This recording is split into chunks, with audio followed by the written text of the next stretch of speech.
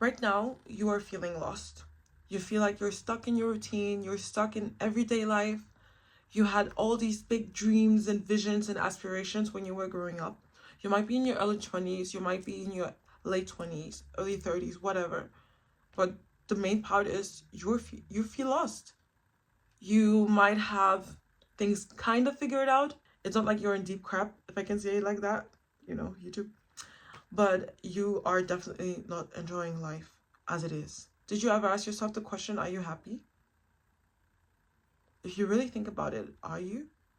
I mean, if you were fully happy, you probably wouldn't have clicked on this video. So, what's the point of this video? You have to find purpose. You need to have purpose. Otherwise, every day becomes meaningless. And it's not to say that it has to be a monumental purpose, that you have to build this crazy ass huge thing. But you need something that drives your everyday life. You need something that gives you a sense of meaning in your life. You need a sense of understanding that you are here for a reason. And I can tell you, you are. Most of us are feeling that way, and there are certain reasons for that. So this video is going to be broken up in different parts. So first of all, let's talk about the reasons for this purposelessness. The reason you feel so empty, you feel so stuck, you feel like you cannot move ahead, you feel like you're drowning every day, not even because of something bad that happened, but just because you're floating. Who wants to be floating? We need to be moving ahead. In the next part, we're gonna define how you can find your purpose and your vision. And I will finish it out by giving you a few action steps. So let's start.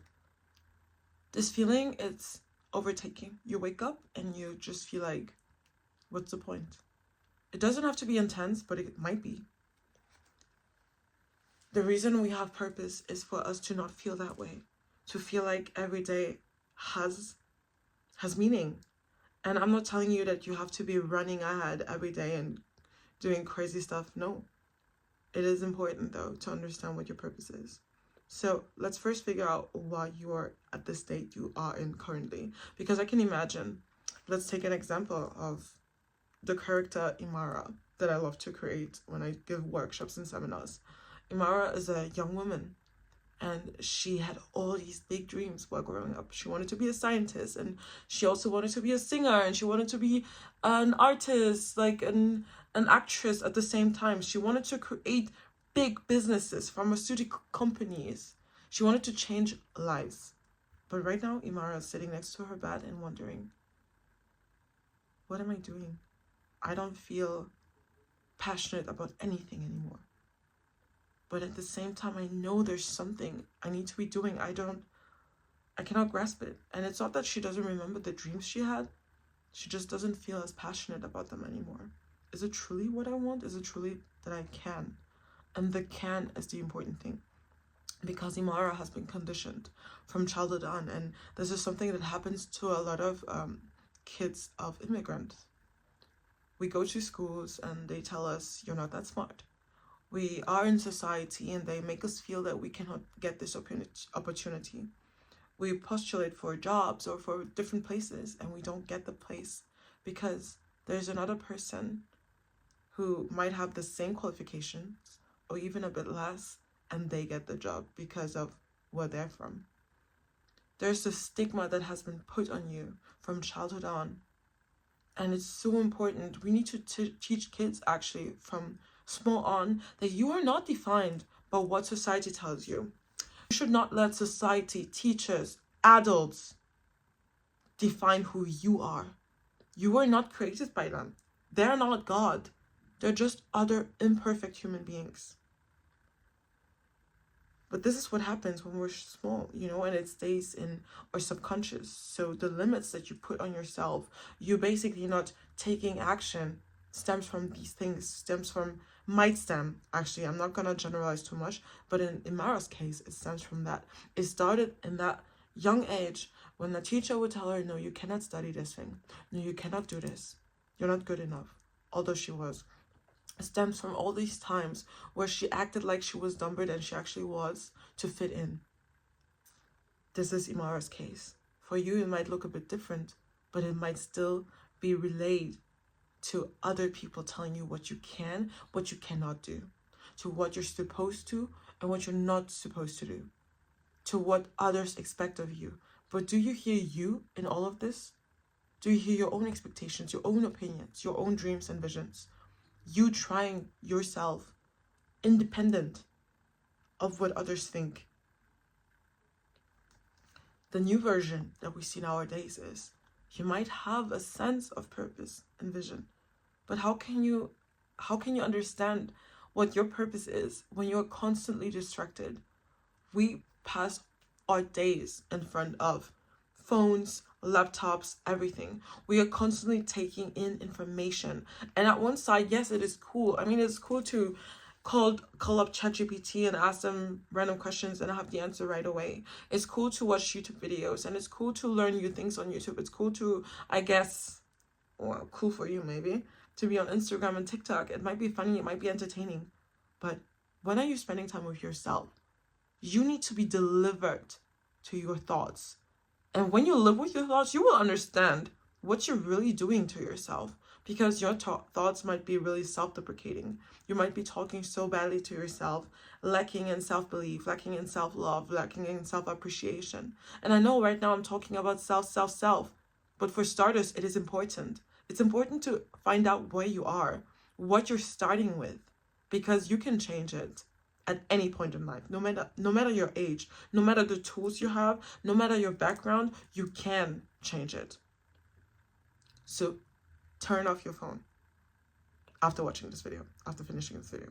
Turn off your phone and force yourself to at least 10 minutes spend them with yourself. I know in the beginning it might be really hard to just be in silence. Obviously you will have the outside noise and stuff, but it's so important to just sometimes spend time with yourself and get to know yourself better. Because before I tell you how you can discover your purpose, there's no one fits all way of discovering your purpose. Your purpose might even stumble upon you, but it won't stumble upon you by you sitting in your room and being on your phone. No, it will stumble upon you by you living, by being out there, by being aware, by being self-reflective. You have to mix and match. So yes, I'm not saying you can never use your phone. Use it for sure. There's great information out there, but it should not be all of your day. If you come home from work, you shouldn't spend the rest of the hours, your 9 to 5, on the phone and then sleeping. You need to spend time with yourself. You need to spend time reading books. And I'm not telling you, oh, just read books. I'm saying by reading books, you can discover new information that actually can give you an aha moment. For me personally,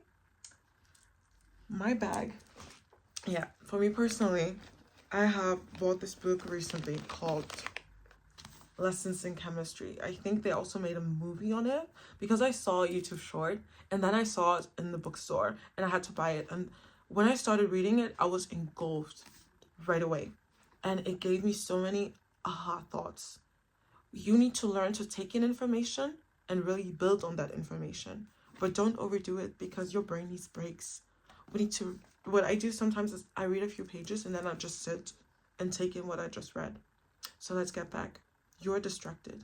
You have been put down in your early life, but now you are distracted. Okay? We need to be aware of it so we can blend that out. And I'm not saying that it's going to happen from today on tomorrow, everything's going to change. No, it's a process. You need to clean up the people who are in your life. You need to clean up the thoughts that people have implemented in your brain. And you need to clean up the information that you're taking in every day. And also the mass of information that you're taking in. Is it really worthwhile? Because sometimes we take in so much information, we already have the answers, but we keep going instead of doing. So next step, how you might find your purpose. I'm saying might because, as I just said, it is a process. So therefore, it might take time. But one question that can truly help is, what pisses you off? The book is not inside, so don't worry. What pisses you off? And it can also go in the other direction. It doesn't have to be just negative emotions. It's what enlights a certain sense of fire in you. What has done this in the past? But for me personally, I felt so numb. That I had to go with the question, what pisses you off? And when I ask myself this question, I notice it pisses me off to see people, especially women of color, people of color, who have been talked down all their life, now giving up on their potential, on their purpose, on their vision, although they can give so much to society. So ask yourself the question, what pisses you off, or what enlightens a certain fire in you? What has done it in the past? You can build on that. The next question will be, what is the value that you can give to others? And it doesn't have to be monumental things, as I have said in the beginning, but there's something that you do for others constantly, or there's something that you know you can do for others that will be just wonderful. You know, God has made each and every one of us with purpose. And when we understand that we are meant to live with one another and help one another, when we take out the vision from ourselves and take the fixation on others, how we can give to others, help to others, it helps even more in defining your purpose. Because now it's not just what can you do in general, it's what can I do for the next person? And it might be a seemingly small thing, but the smallest thing can be so big depending on the person. Giving someone a compliment who has the worst day can already be something so great. Like, there are people who are literally meant to just empower others. You know, there are people who are meant to bring breakthroughs in science. There are people who are meant to build big businesses and create employment, but also discover new things and build new things and build things that might enlighten the life of other people. You know what I mean? What is the thing that you can give to others? These 2 or 3 points are really important. But what I'm going to reiterate right now is that you have to take in informations that are of value. And I'm saying nonfiction and also fiction. Reading is a nicer process than just watching a YouTube video, because you have to take time to take in each word and understand what you just read. So it's not like when I watch YouTube videos, I watch them on 1.5 speed. So obviously there are some things that evade me, probably, to be honest. But when you read, you notice these moments when you're tired and you just read and you notice, oh damn, I didn't understand anything that I just read. And you have to go back for the rest to make sense. When you watch a video, you can just skip. You don't have to do that. But when you read, there's so much information missing if you don't pay attention. So that's different. Oops. Oh, by the way, I said that it's really important to spend time with yourself and to really ask yourself different types of questions, getting to know the new you, the older you, I guess, the you that you're trying to become. And we have to start somewhere. As I said, we have to know where we're starting from and where we want to go. So I created a guided journal. If you're interested in it, the link is down below in the comment section. It's a digital guided journal. Let's go back to the video. Be outside, go outside into the world and try out new things. Spend time with your friends and family, have interesting discussions, dialogues, and there might be little things that you pick up on. And this is the first step. Take the next week or 2 to really dive into what is your purpose. And as I said, it doesn't have to be something seemingly grand, because everything is actually big, if we're honest. You know, your purpose could literally be working at a supermarket and just brightening someone else's day by smiling at them at the cash register, because you're bringing joy in people's everyday life, especially a lot of older people.